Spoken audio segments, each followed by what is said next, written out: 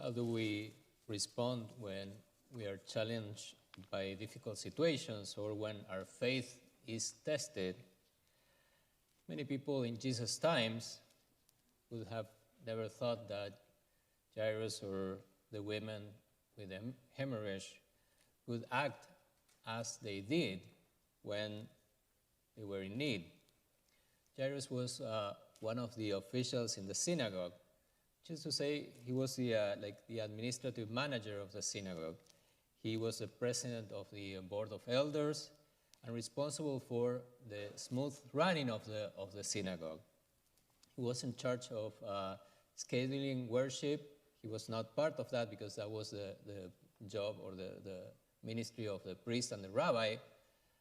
But he wasn't responsible for making sure that everything was done orderly and that everything was done with reverence.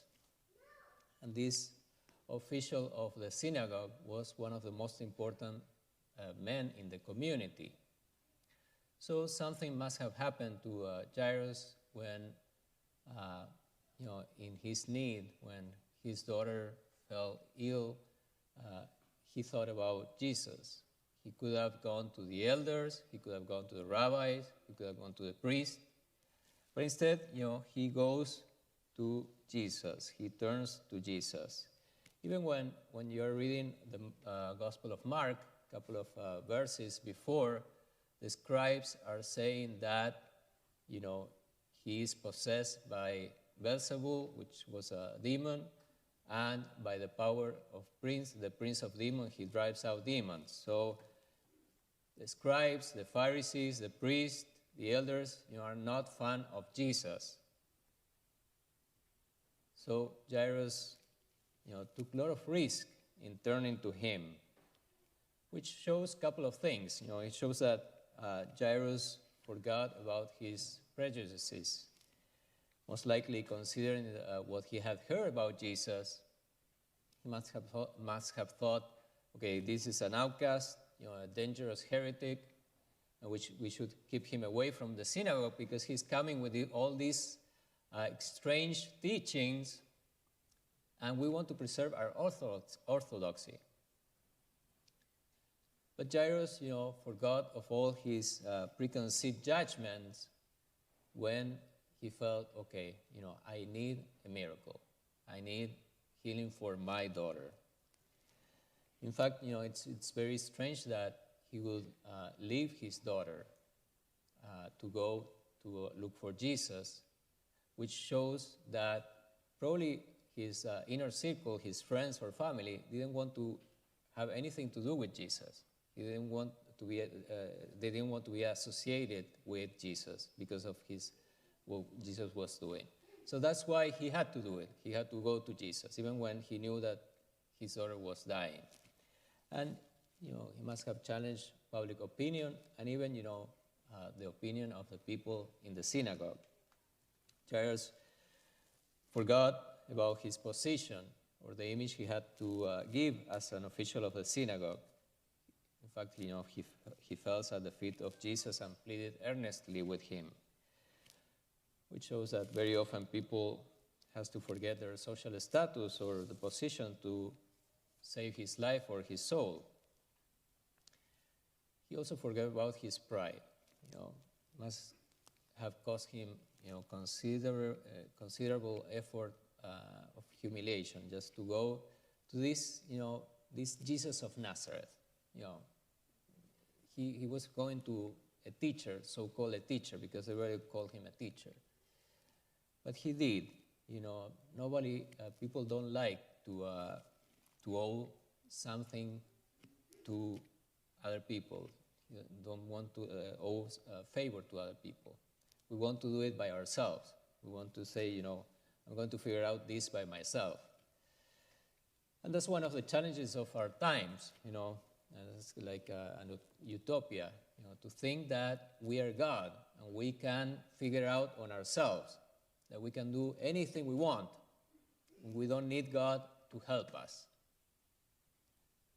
And it's very prevalent in the culture today. And yes, the human intellect can do great things. And, it's been shown that we can do great things with our intellect. But we are finite beings. We are vulnerable. And, small virus has shown us that, like microscopic virus has shown us that. It takes like that thing, to show us that, we are vulnerable. We are finite. And of course, we can do a lot of things, and we can do things through Christ who strengthens us, and through God. The Psalm says, Lord, bless the work of our hands. We do our work, but it's God who blesses us, and who gives us everything we have. The first step in the Christian life is to realize that we owe everything to God. And Jairus took that leap of faith.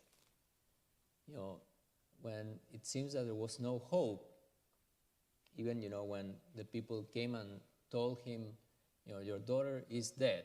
Just forget about the teacher, don't bother him anymore. Well, he took that leap of faith, and Jesus said, do not be afraid.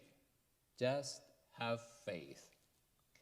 The story of Jairus is interrupted by another peculiar story that Mark has put as a sandwich, in the middle there, of the woman with a hemorrhage. And so Mark says that she had suffered greatly at the hands of many doctors and had spent all that she had. Yet she was not helped, but only grew worse. And the Talmud, which is a collection of teachings from different rabbis,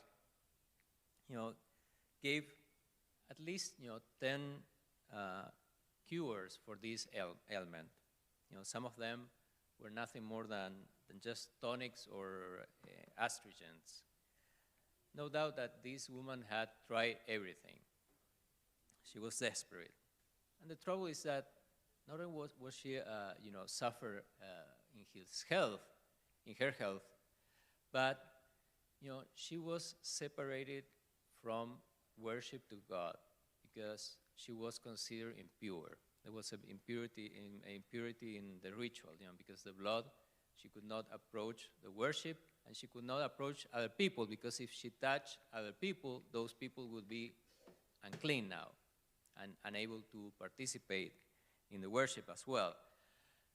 So it must have taken a lot of, courage and, and humility and just going to Jesus and, going through the crowds and, knowing that you are touching other people, and then touch the clothes of Jesus, say, I know that if I touch his clothes, I'm going to be healed. And she said that, it's very different from the other healings that happen, in the Gospels. Like, for instance, the blind man, he comes and asks Jesus, I want to see. The leper comes to Jesus and says, if you wish, you can make me clean.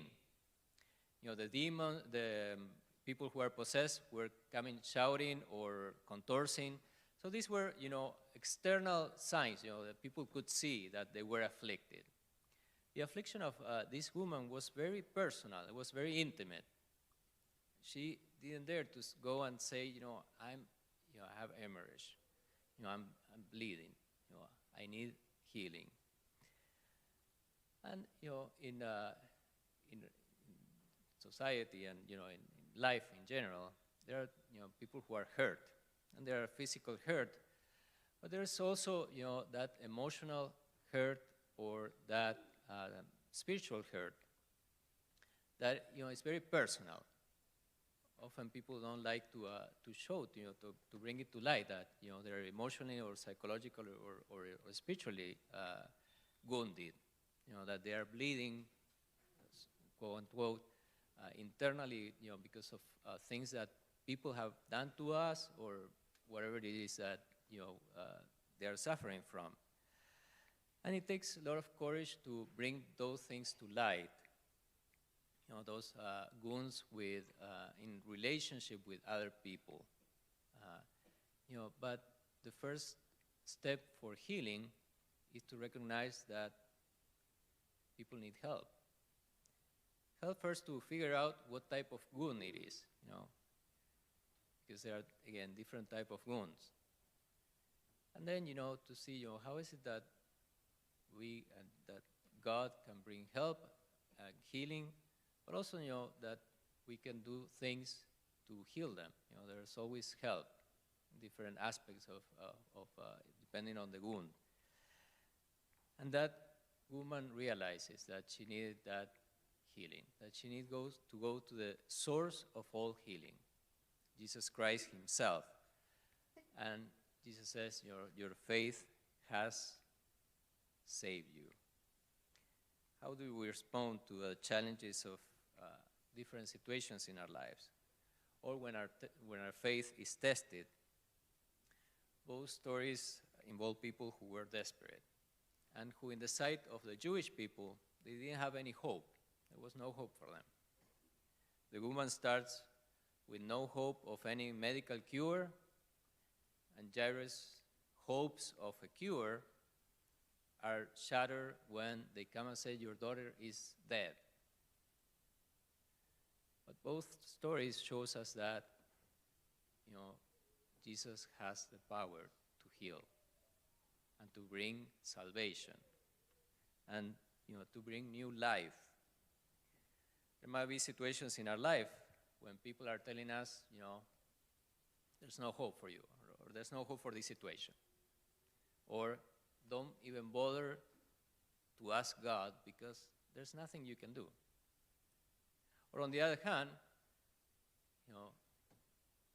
maybe we are thinking, I can do it by myself. I don't need God. I'm sure you don't, because you're in here. If you're on Mass on Sunday, you don't think like that. But, there are a lot of people that think like that. I don't need God.